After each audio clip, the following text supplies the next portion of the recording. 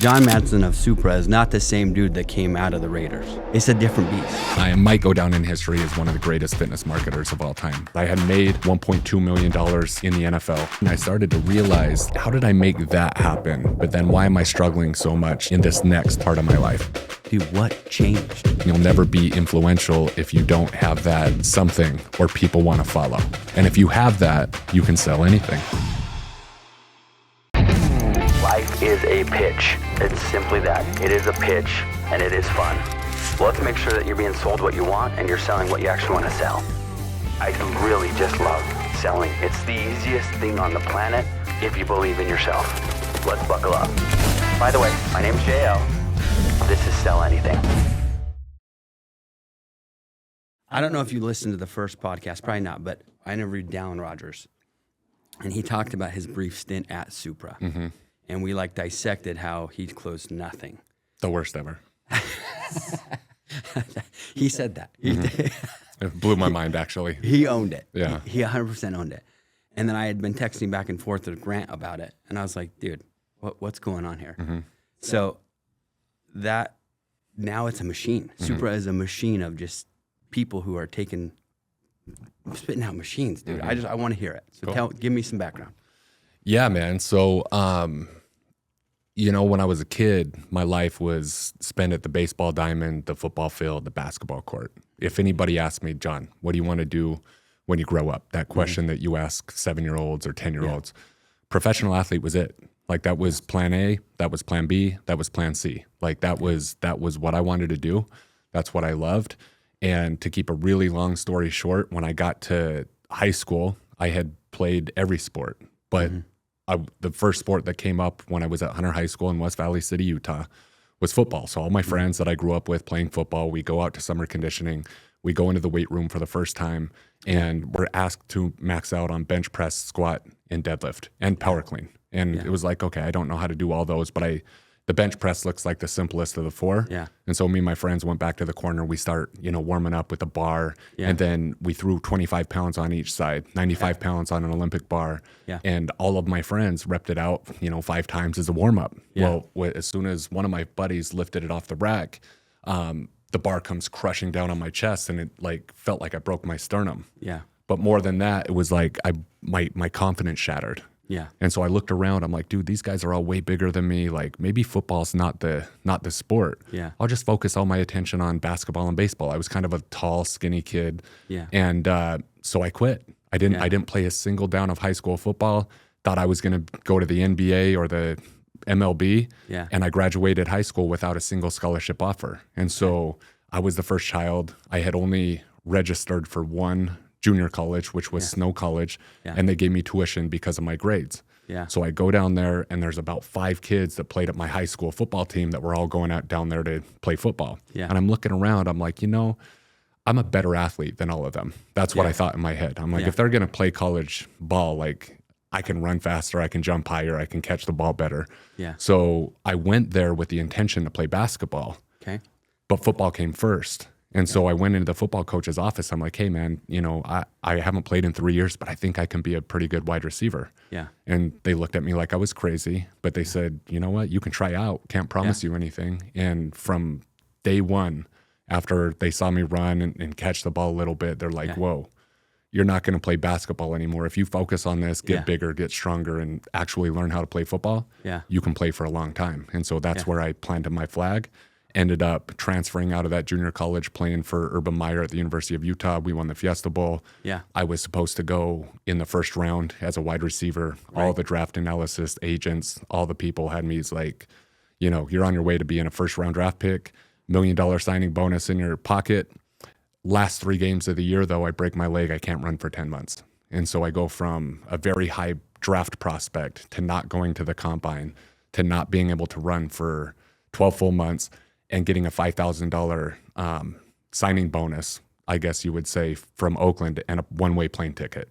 I could try out. And so I got there. I moved from wide receiver to tight end and was the only undrafted guy to make opening day roster that year. So that was like my childhood dream coming true. Played for 3 years, scored a couple touchdowns, lived a dream, played a lot of special teams. And then I was out at 27 years old, and I had to figure out what I was going to do with my life. I went right back to that moment that 95-pound bar crushed me in the weight room. And I'm like, fitness changed my life. And then I opened up my first gym in Salt Lake City in 2010. And that's where the fitness portion came into play.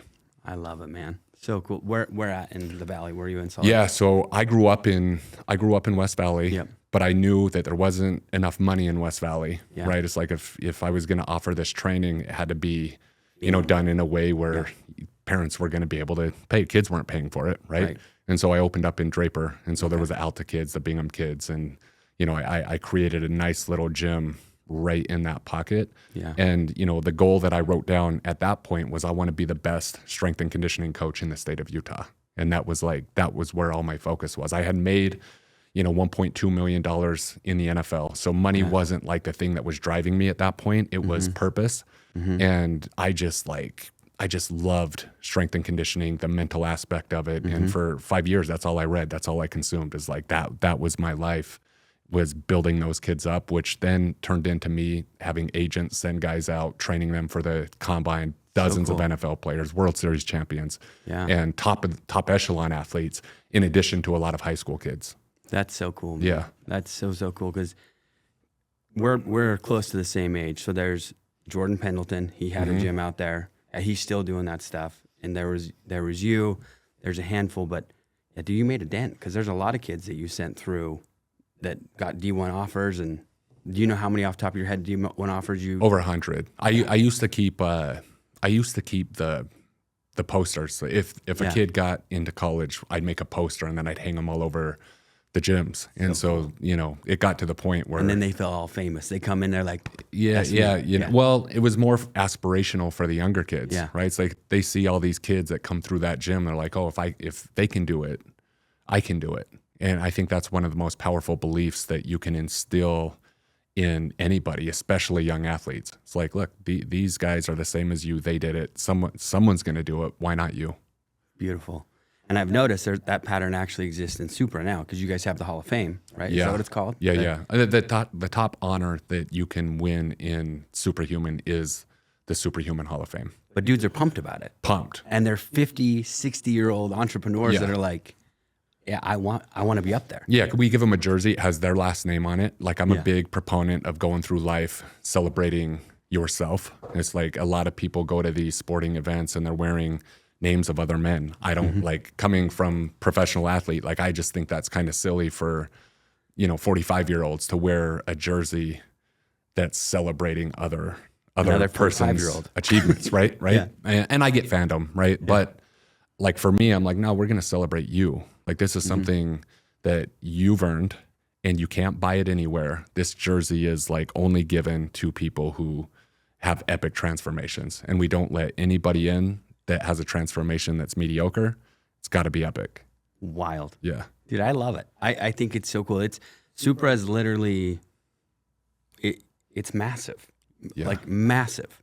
Because 4 years ago, if we rewind 4 years ago, a mil was the goal. And you guys were, if I recall correctly, landed just shy of a mil that first year. And then it's been just a hockey stick since. Yeah. So going back to like 2010 with that first gym, right? I dumped like 150 grand into equipment, field turf, all that stuff. Had no idea how to run a business. 16 months later, I had to pull all the equipment out of the thing because I had a 5-year lease and I couldn't pay the lease. And so I was like, they're going to put the locks on, then all the equipment's going to be locked up. Let's get it out. I housed it in my garage, sold it for pennies, and then moved into, one of my buddies had a gym, and I was like just training out of that gym for 8 months until I saved up enough money, because my bank account went to zero. And then I got this little tiny warehouse, rickety. It was the dirtiest, nastiest warehouse you've ever seen. Where was this one? This was in Midvale. That's dirty. Right. Yeah, No offense to Midvale. And I didn't even, like, I had some, dude, there was a sporting events when I grew up called Ed's Athletic. It was this old place downtown. It's like, Dick's is this awesome sporting goods store, right? Or Shields. Ed's was this guy named Ed, and he had all these odds and ends, and he would weld shit himself. And so I went in there and I'm like, can you weld me 3 racks? And so, you know how they weld and they have like the holes? It's like, we got the racks back and you couldn't even stick the spotting holes in because they were off, right? They were like, they weren't measured right. And all the weights had like rust on it. And I had kids drive 2 hours to work out, 2 hours back home. Yeah. 4 days a week. Like this was like before any of it was, there was velocity that was in the valley. Okay. And then like me. And I was like, and I just use that as a superpower. I'm like, yeah, you can go to the nice stuff, but like, this is where yeah, exactly. No air conditioning. So when the summer, you know, the thermometer's looking like it's 101 in there. Yeah. And then in the winter, the bar's so cold, kids were wearing snow gloves to bench press because the bars would be frozen, dude. It takes what it takes. Yeah, but I always use it to my power. I'm like, like we're building toughness here. You think it's going to be warm out there when you go catch I'm that like, ball? we will kill those kids that are working out in those nicer places. So like, It makes me happy. Yeah, I graduated from that one to a little bit bigger version of the nastiness that was a little bit nicer.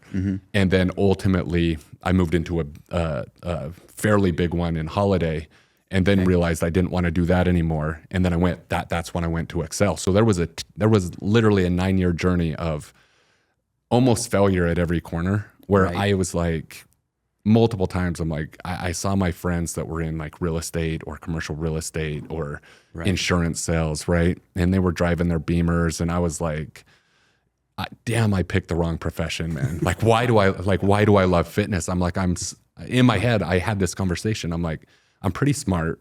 If I just chose something else, I'd be succeeding a lot more. And so like, there was multiple times I questioned my journey of getting into fitness in the first place. And so 2019 happened, and that's when I started to realize there was a trend going online, and I wanted a different kind of lifestyle. I started studying under Hormozy and a couple other internet marketing type guys, and started dabbling in it. 2019 is when I planted the flag down and was like, physical locations are done. It's all online from here on out. And that was when I had that $1 million goal, because previous to that, it was like I might have made, 200 grand revenue and spent 220. It's like the business was dog shit. And so that was like I'm just a slow learner, I guess. I get it. Yeah. I 100% understand. Dude, so I've heard you say a few times through different, because I did athletic AF for a while, lost like 30 pounds. Then I took a little break, still trained, still lift, but I didn't eat properly. Yeah. And then all of a sudden we started this podcast, and I saw myself on film, and I was like, okay. And then I text you, and I'm like, tell me about the CEO program, dude. Yep. So then I jump back in, and it takes what it takes. And that's what I wanted to say is I've heard you say it a few times. It takes what it takes. I've lifted since I was 15 years old. Yeah. And my body is changing more rapidly as a 41-year-old man because I'm finally just being obedient to the macros. Right. It takes what it takes. Yeah. And it's just going fast. But it seems like that is a pattern. You literally have been like, it's snow. Dude, you're not going to look at football. You're not going to look at baseball anymore. This is what you're going to do. Took what it took. Yeah. And then you got into the NFL. It took what it took. Let's talk a little bit about that, dude. I've heard you say it a few times. Yeah. And you live it. I mean, especially like if I'm talking about it in a fitness sense, right? Yeah. It's like I remember this one time where this girl was, she wouldn't mind me sharing this. It was actually Urban Meyer's daughter. And so she was the most coachable, like her mindset was phenomenal. I mean, obviously you come from a legend, right? And I was helping her with her business, but also she wanted to She train. was in the group when you first started on Yeah. And I remember coaching her, and she's like, John, I'm up at 5 a.m. every morning. I drink a gallon of water. I get 10,000 steps every single day. I haven't missed a workout in 6 months. I journal. I get 8 hours of sleep. She's like, why am I not getting the result? And I'm like, because you're negotiating the most important part and you're justifying it by doing everything else perfectly. It's like, if you want the result, you got to hit your macros. It's a thing. Right. It's a real right. thing. And she's like, but I'm doing everything else. I'm like, that's great. But you got to, that doesn't mean that you can not do the thing that's perhaps the most important thing for you. Right. And she got it, and just bam. Like, and she wasn't completely, like, she was in great shape, and then she went phenomenal shape. Yeah. Right. Is she still doing fitness online?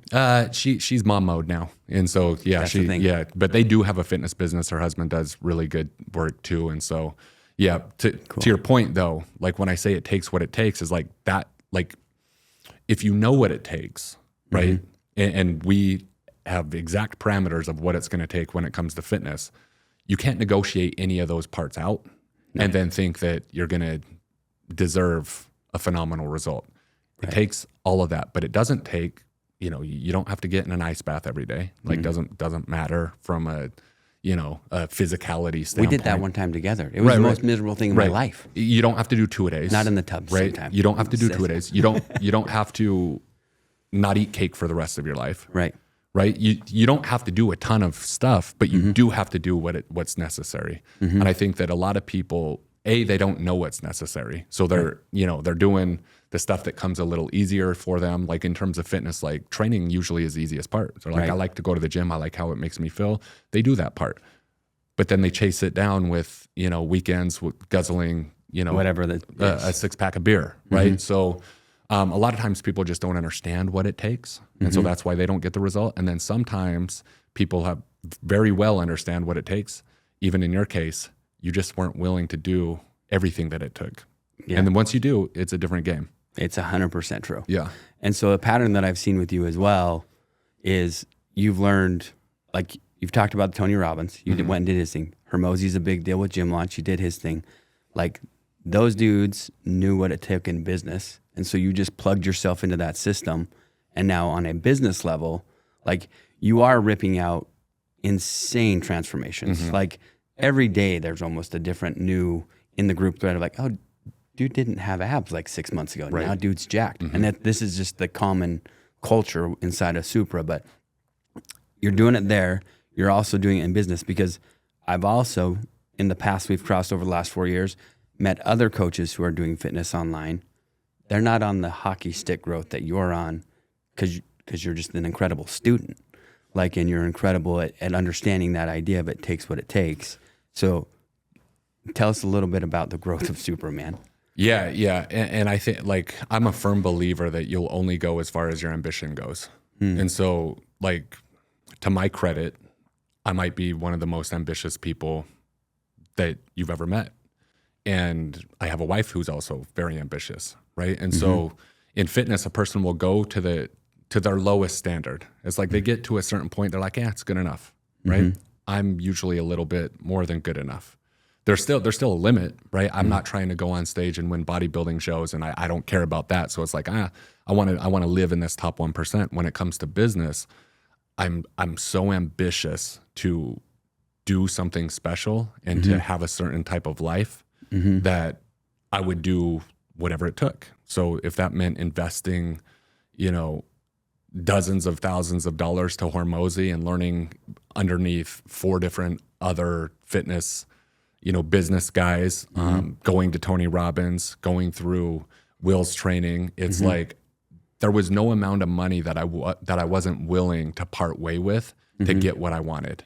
And so it was this long game of like delayed gratification. If you're hungry enough, you will go and accumulate the skill set needed. You will find the people, you will find the skills, you will find it. If you're not hungry enough, you just won't. You won't ever do that stuff. You won't pay for the coach. You won't pay the time that it's going to take to learn.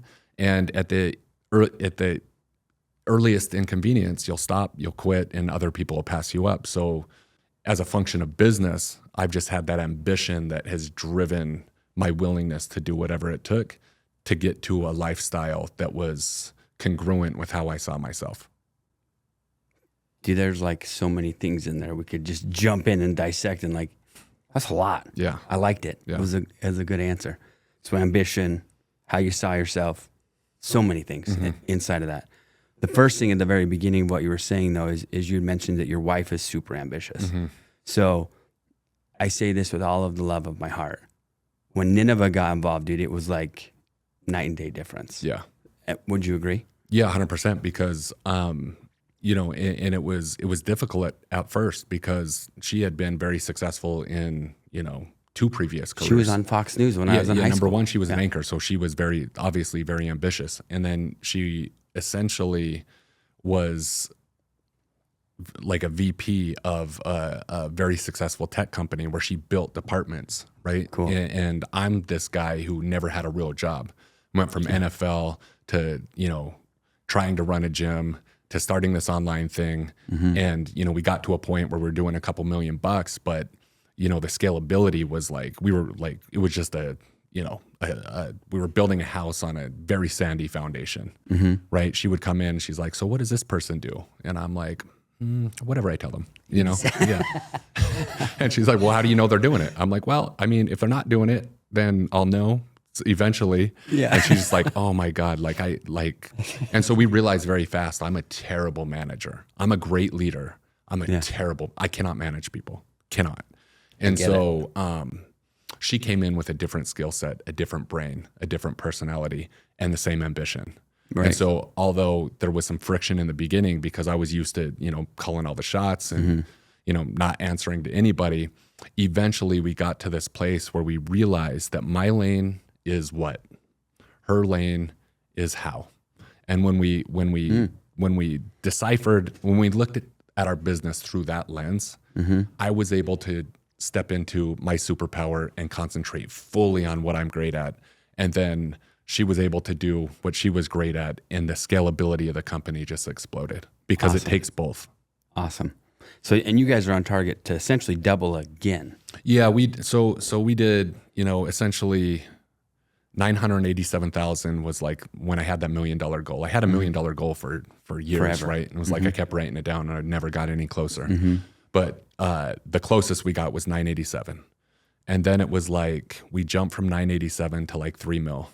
And then the next year we did like 4 mil. And so, and the 3 and 4 mil, like the 987 to 3 was a big lifestyle jump. It was like, oh, there's finally there's money accumulating a little bit. 3 to 4 was the most painful of all the years because now we had enough money. We thought we were pretty good.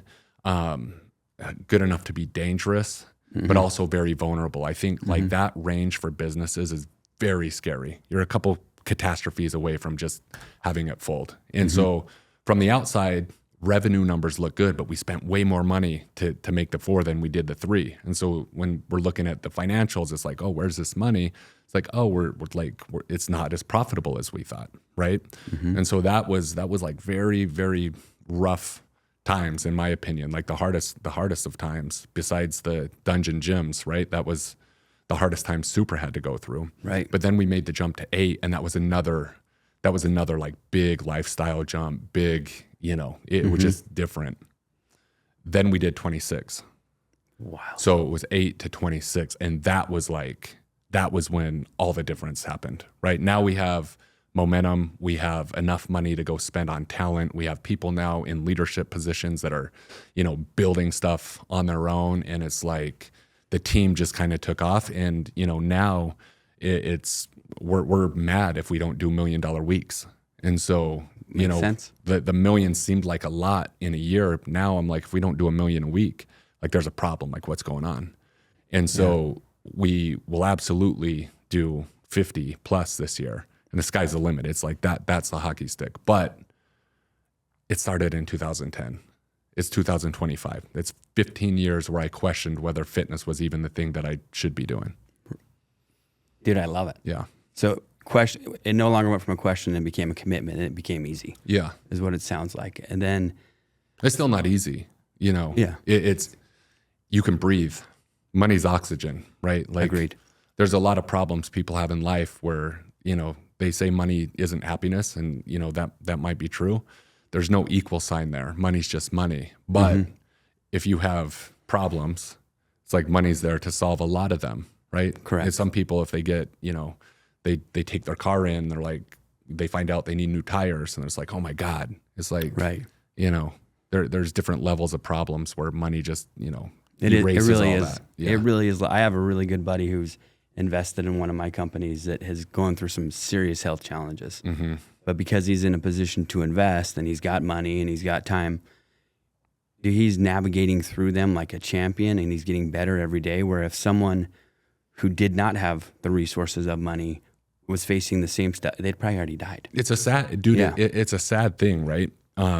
But one of the things I've realized with money is like so many people have a problem with it, right? It's weird. It's like they, on one hand, they want it, but they hate it. It's like you can't make money if you hate it.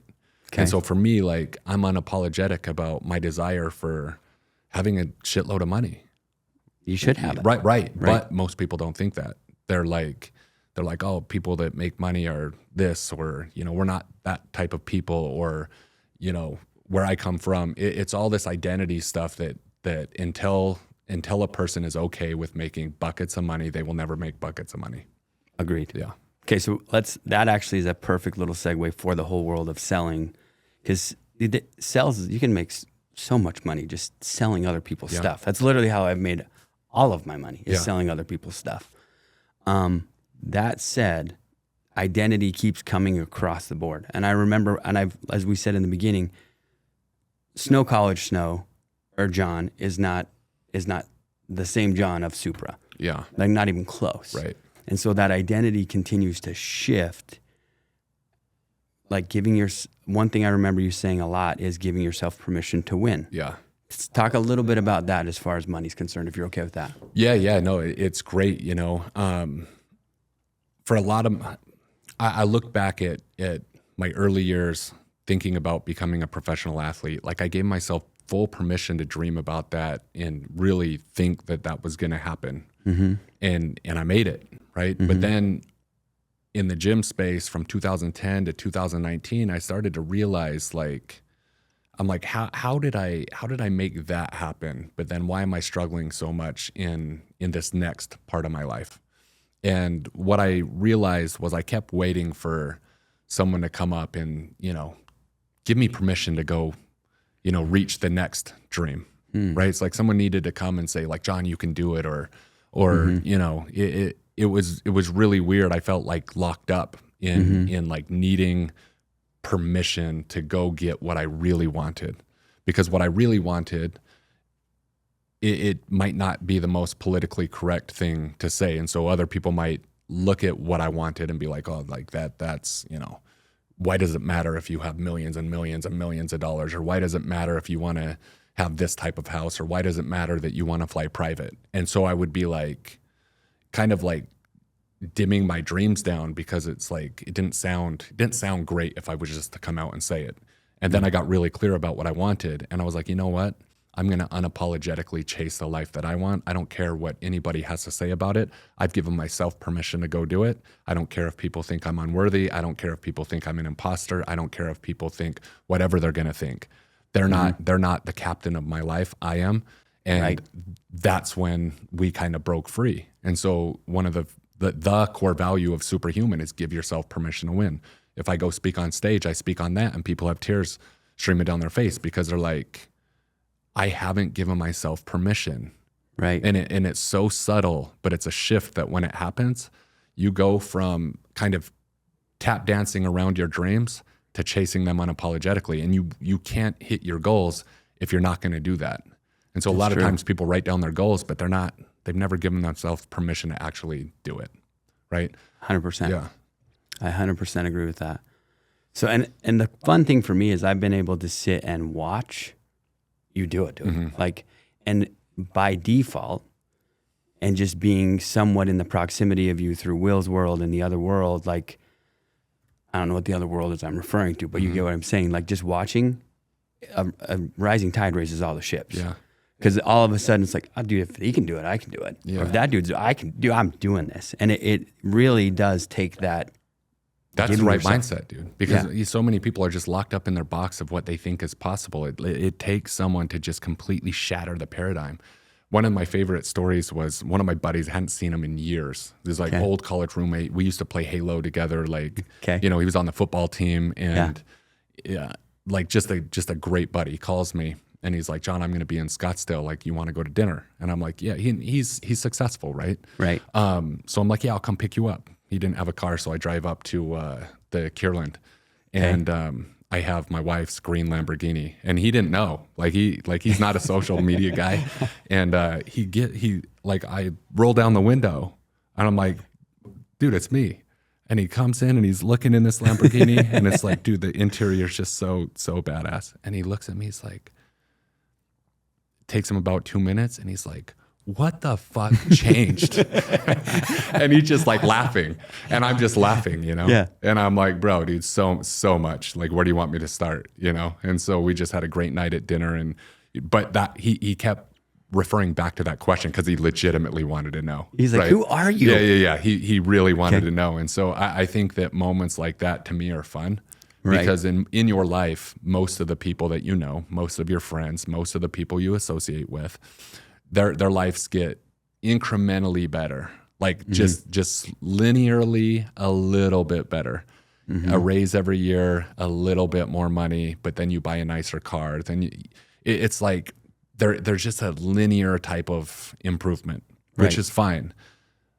But my life going from, broke to having a company that's going to do over 50 million, now I'm flying private almost wherever I go. And whether, someone likes that or doesn't like it, it's like, it's such a paradigm shifting thing for people that used to know you.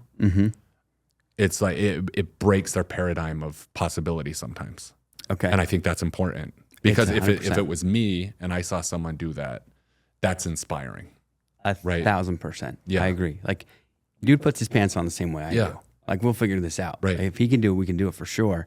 So if you had to answer somebody that you didn't know that wasn't your buddy and it was just directly to the point, dude, what changed? I think that, I got really clear about what I wanted. So like clarity is paramount, right? You can't aim at something you can't see. And so getting clear about what I actually wanted my life to look like and then being unapologetic about it. It's like, you want to fly private? Cool. Like nobody, like some people might judge you, but you're not judging yourself. You want to have a Lamborghini, a Rolls Royce, and a Ferrari in your garage? Cool. Other people might think you're, whatever for having it, but you have no judgment on that. So it was like getting clear about what I wanted. Okay. And then being unapologetic about it, right? And that was where that permission to win piece came into play. And then from there, it's you have to have awareness of where you're lacking the skill set needed to help you propel towards those dreams. So you can get clear about it all the time and be unapologetic about it. But if you're never going to actually accumulate the skill set necessary, then you're going to try to manifest in the corner and nothing's ever going to happen. So there is a skill set development part of it that is very necessary. 100%. Yeah. So clarity. So I'm going to recap it. Yeah. Step 1, clarity. We need to be very clear on where we're going. It's super hard to get to Scottsdale from Utah if we don't even know where Scottsdale is. Right. Okay.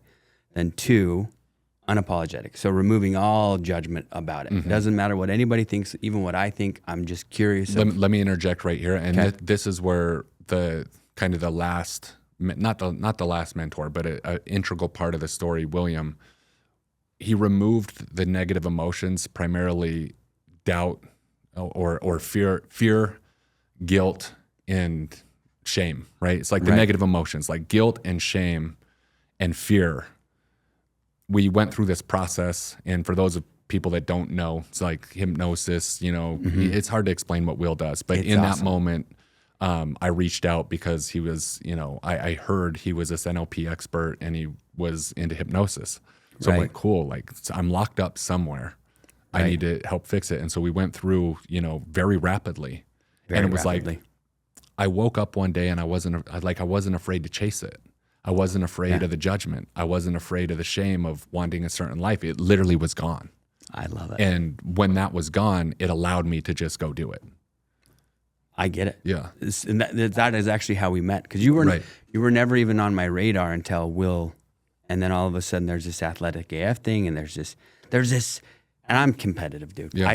I am. And Will's like, so I'm working with this NFL guy. I'm like, who's this NFL? I don't care who this NFL, and it was you, right?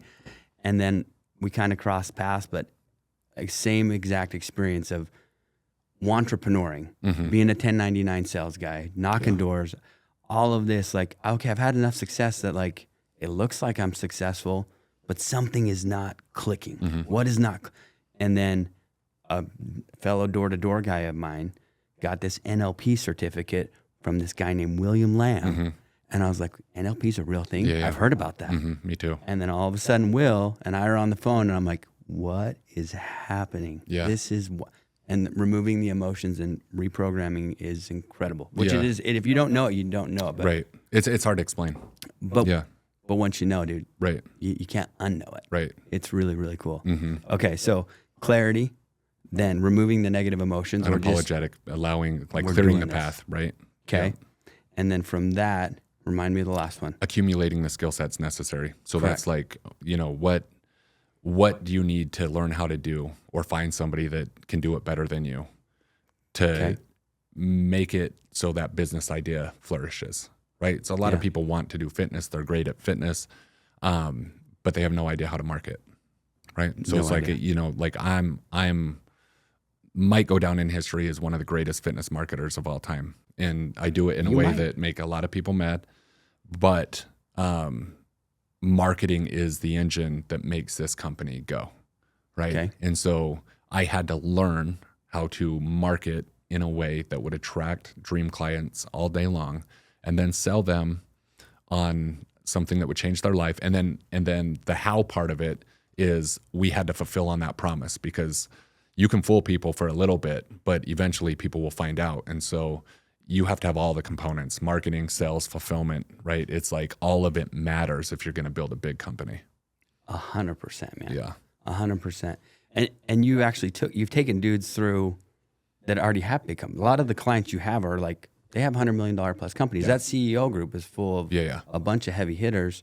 And then even back in the day, in the beginning, can I say his name? Like Morrow, dude. He's a stud, man. He took him, like, he was amazing, and he was already super successful. Yeah.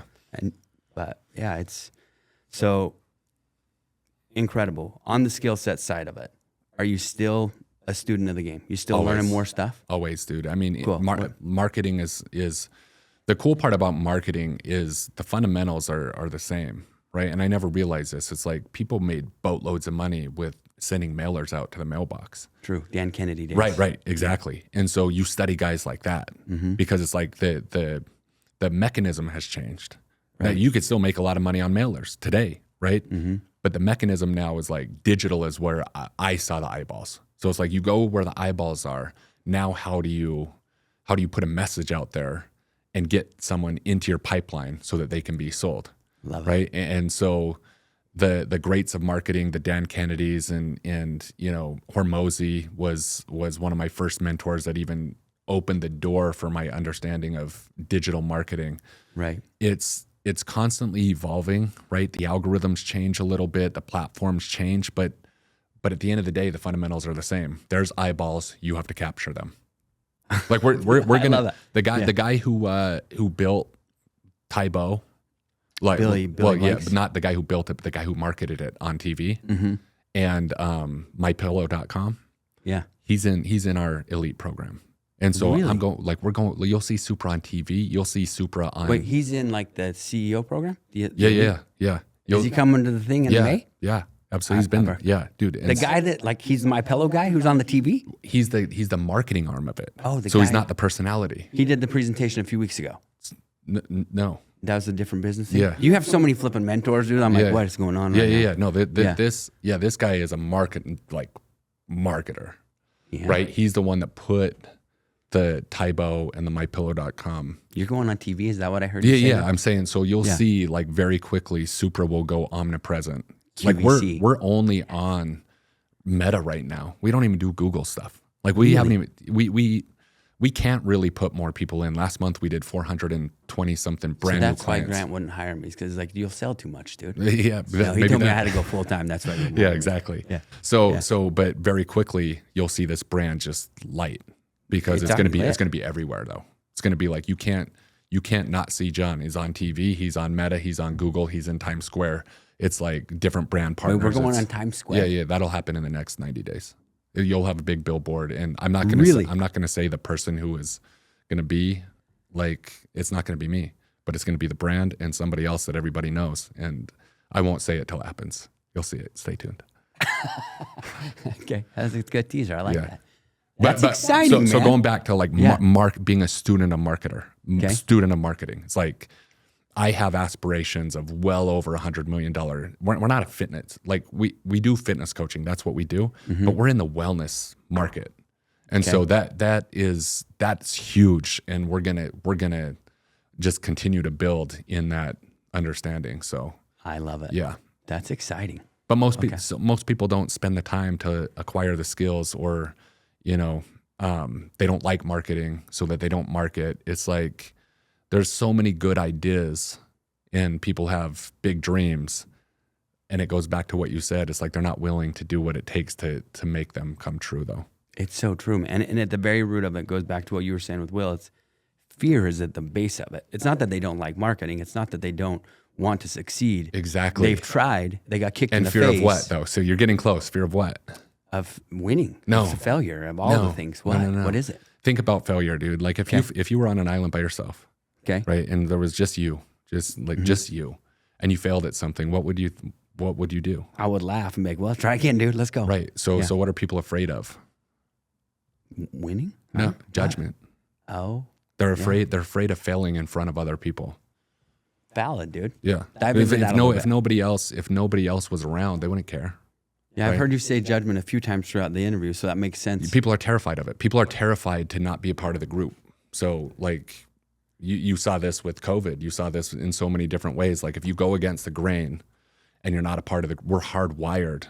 Like our unconscious mind wants us to be a part of safety. Safety is in the group. But if you're ever going to go move mountains, you got to be out of the group. So you're going to take arrows in the back. You're going to take shots. Like you're isolated. You're unsafe. Well, we see that on your social media. Do you have like dudes like, hey, how's your rental car? Right. It's not a And so rental. my point is like people don't know what they're even afraid of. But I'm telling them right now what they're afraid of. They're afraid of the judgment of other human beings. And if you can remove that, think of how free you would be. Think of how free you could chase your goals. Spot on, dude. But because you're afraid to fail in front of your wife, you're afraid to fail in front of your parents, you're afraid to fail in front of your sisters, you're afraid to fail in front of your old high school classmates, you're afraid to fail of strangers. On the internet, it's like, what if you remove all that? You can just win. Hence the unapologetic. You can just win. Exactly. Okay. Yeah. I'm picking up what you're putting down. Yeah. Makes sense to me, dude. That's powerful. Okay. That's really powerful. Yeah. We could almost stop right now, but I have a couple more questions. Okay, let's go. Chew on that for a little bit. Yeah, that's awesome. Yeah. Okay.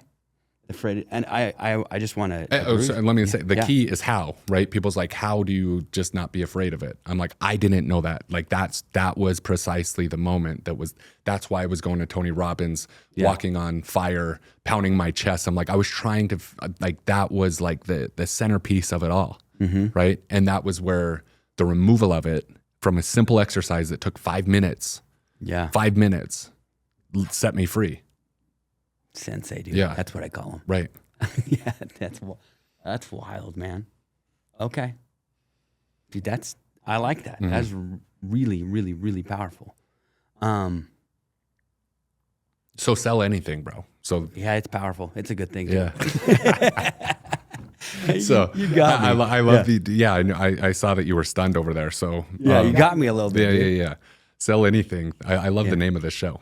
Life's a pitch. Yeah, That's it is. it. Yeah. Life, is that your tagline? Yep. Did you trademark it? This guy. That's great. We're going through the process. I love that, dude. Yeah, no, it's fun, man. That's amazing, bro. He's stunned. Yeah. See, that stunned me. I just surround myself with people who can stun me, and I'm like, oh, dang. All right, let's keep going. Well, I mean, I love it because when I heard the name, I'm like, dude, like everything is sales. Like Everything. you're selling yourself to, I'm selling my daughter every day on eating the right foods and, all the stuff. And so Every day. Yeah. Well, dude, it all comes down to like finding my own little superpowers. Really, where it started. Like, I have a senior in high school right now that he's gonna graduate. I know he's gonna graduate, but he's gonna have to sell himself through it.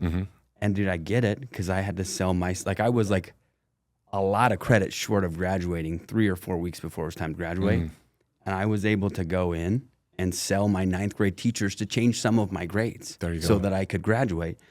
And like that has just been a pattern of my whole life.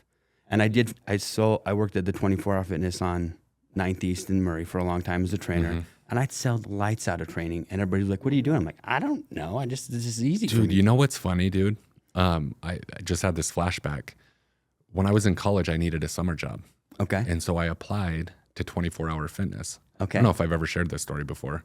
And so I go into, and I'm like, I had no certifications, but I'm like, I just want to train people. Like, I fell in love with training since high school, right? So I've been training. Absolutely. I'm like, I'm a junior college football player. Like, who wouldn't want to train? I have this audacity, right? And so I went to the job interview, and they're like, oh, this isn't a training position. This is sales. I'm like, I don't want to sell anything, right? and he's like, I'm like, okay, well, I'm here. So, you know, are you going to interview me? He's like, here's a piece of paper, here's a pen.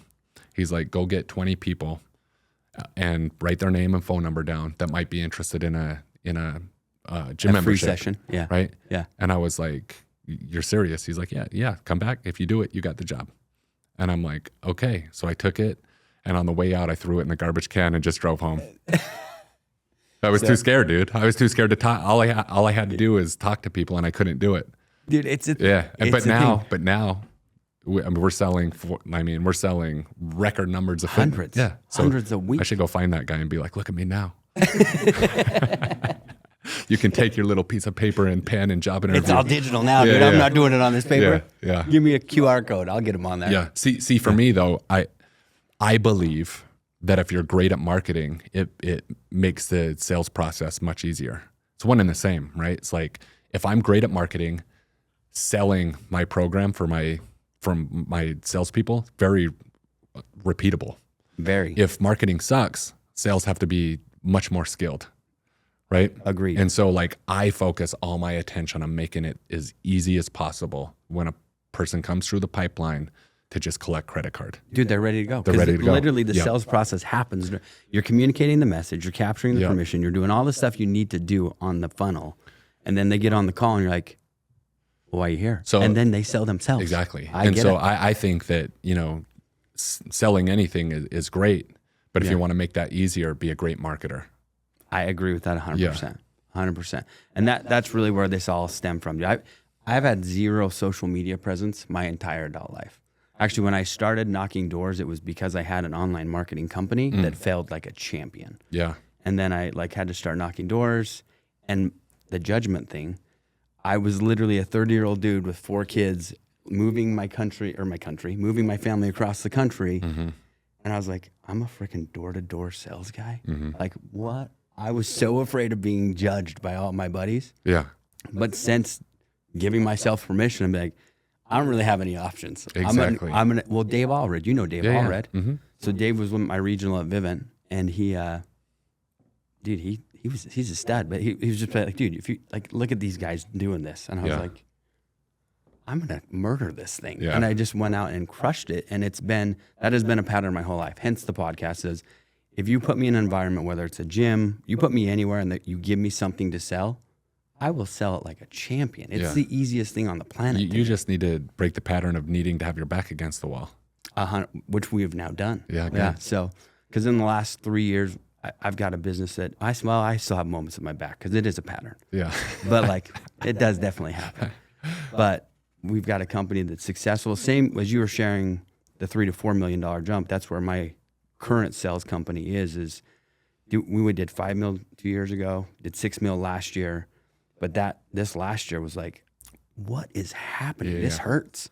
Yeah. And it's simply just because the revenue looks good, and it's like, oh, we have money. Yeah. And then you look at the profit, and you're like, do we have money? Revenue is vanity, man. Revenue, it really is. Yeah. It really is. And so those shifts are happening, and sell anything is just a process of that. So we can bring more qualified salespeople in to sell the stuff we're selling, and just, dude, it's fun, man. Selling is a good time. And it really it changed my life at a massive scale to just believe in myself. And sales was the platform I did that in. I believe I just was on a sales meeting with my sales team. We have 19 reps now, right? Okay. And we're just slinging, like, I tell them, like, you're the 96, 97 Chicago Bulls. You're on this squad.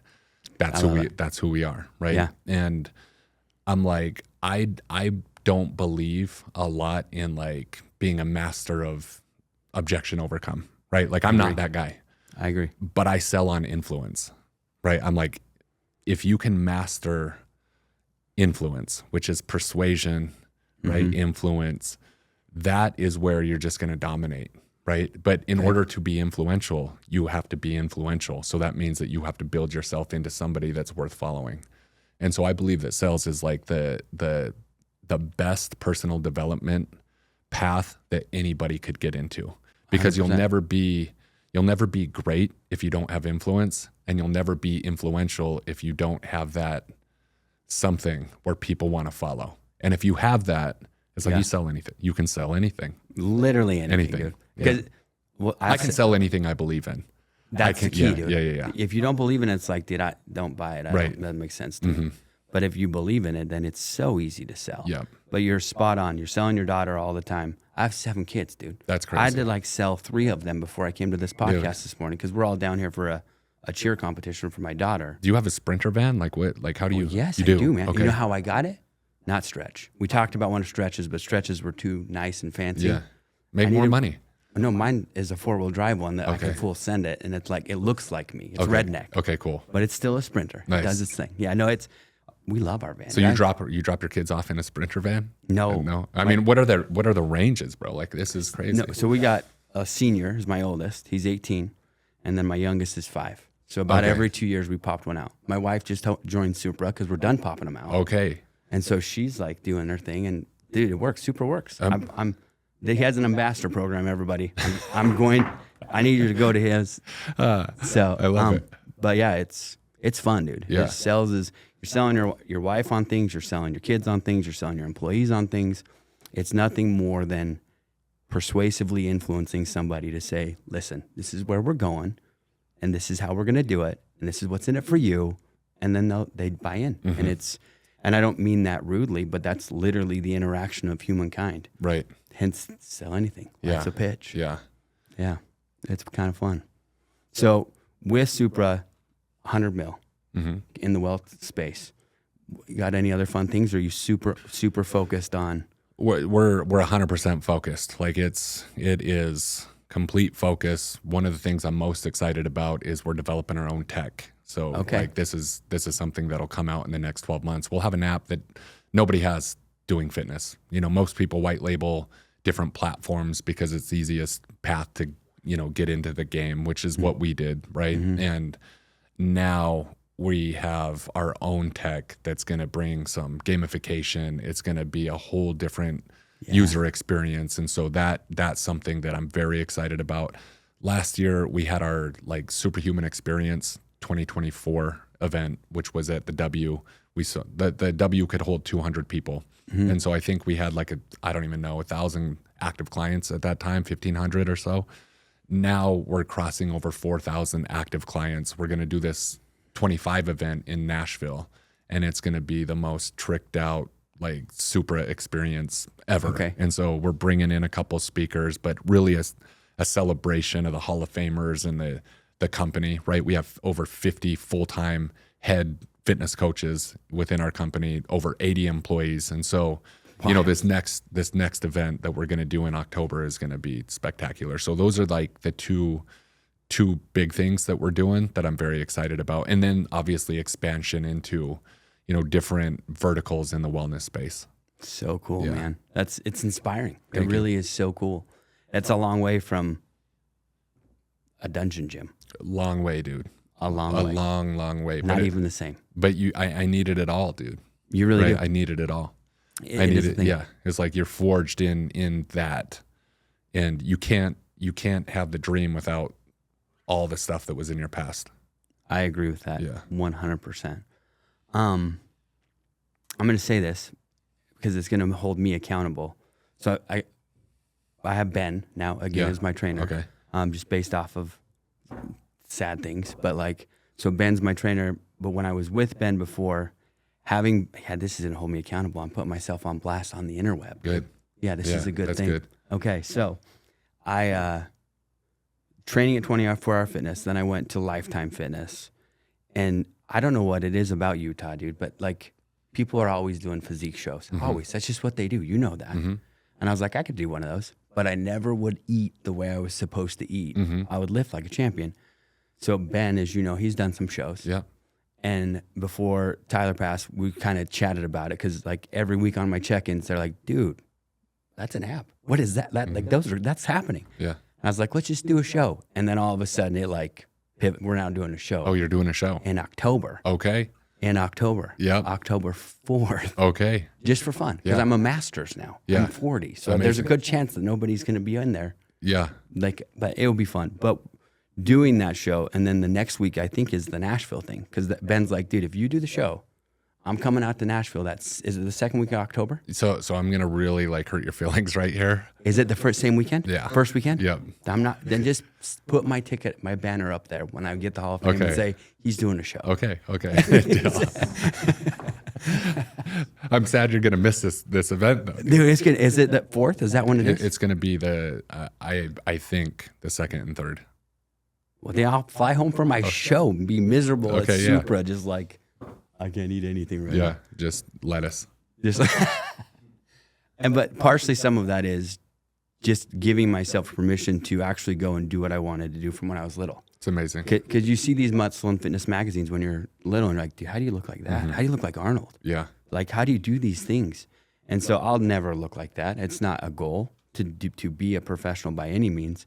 I might as well do it just for fun. Yeah. And now it's going to be on the stinking internet because Brady has like this posting schedule where I can't get out of it. And I know it's going to go on there. Yeah. So October 4th is it. But Ben was going to come to the show, but he's going to be in Nashville, which is totally fine. Right. Unless it's on the 3rd and he's done and he can fly his butt over to Utah. Well, yeah.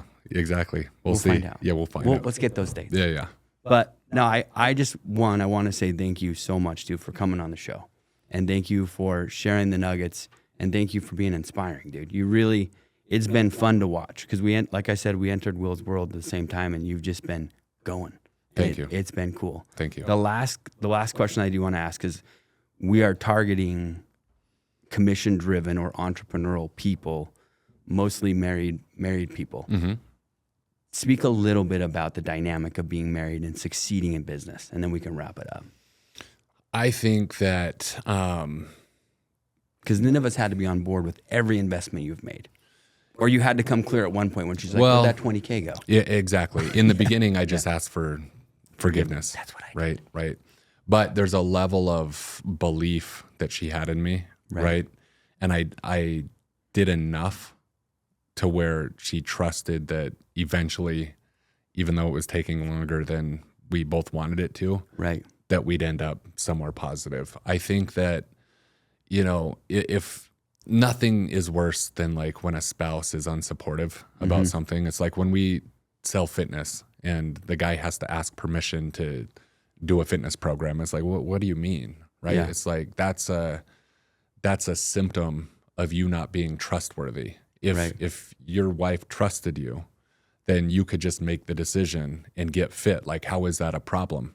But what happens is, like, people run their mouths all the time. I'm going to do this. I'm going to do this. I'm going to do this. And after 10 years of marriage, of someone hearing that you're going to do all these things and nothing ever happens, like, you're not going to, you are going to be in that hell, right? You're going to have to ask permission to do every single thing.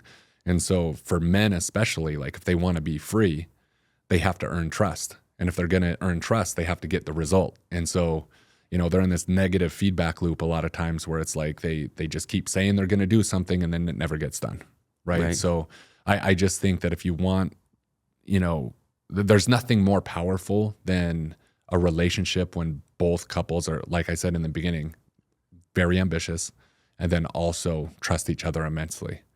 Cool. Right? Because in that dynamic, it's like the sky's the limit. But not a lot of people get to live in that. They don't live in that type of relationship because they haven't earned it. They haven't worked on themselves enough. So, I think that it's something where everyone should shoot for that type of freedom in a relationship because we all crave it. I know as men we crave it. Absolutely. We want to be trusted, but you have to get the result if you're ever going to be trusted. Yeah. You want her to smack you on the butt on the way out the door and be like, go get him, dude, because I know you got this. 100%. Exactly. Go bring the food. Go kill, bring it home. Right. I agree. Exactly. Dude, I love it. Well, again, thank you, man. Yeah. I appreciate that. Thank you, buddy.